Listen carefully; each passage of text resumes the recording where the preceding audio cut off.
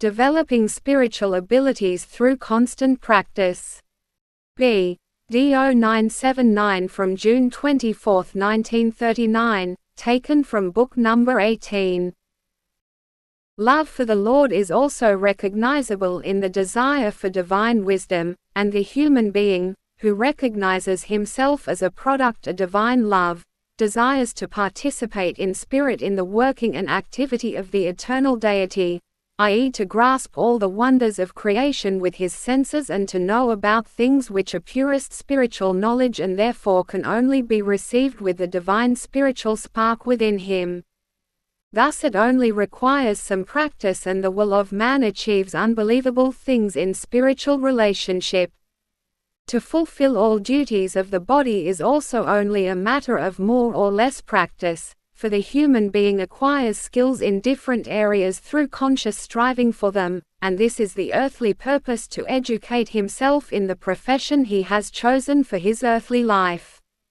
It is the same with all spiritual abilities which can also be trained to a high degree through constant practice and which result in the success of being able to penetrate spiritual areas extraordinarily deeply and to increase spiritual knowledge accordingly. This striving always presupposes love for God, for the human being always wants to possess what he deems desirable.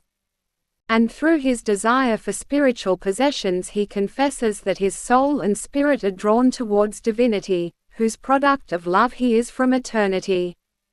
However, if the love for God does not dwell in him, his senses do not desire the wisdom from God.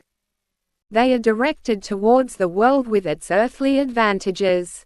Man desires fame and honor, earthly goods and earthly knowledge, and he finds complete fulfillment of his longing in them. And conversely, the world will appear stale to the person who has tasted spiritual truth. For his desire for it will increase the more it is satisfied, yet the earth's goods will appear charmless and worthless to him.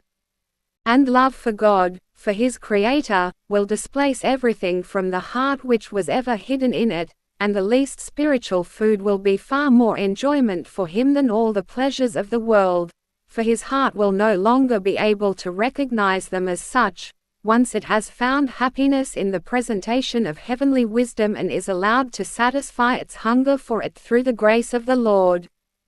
For whoever perseveres in love for him, his spirit may fly upwards as often as he likes. He will always be cared for by divine love. Amen.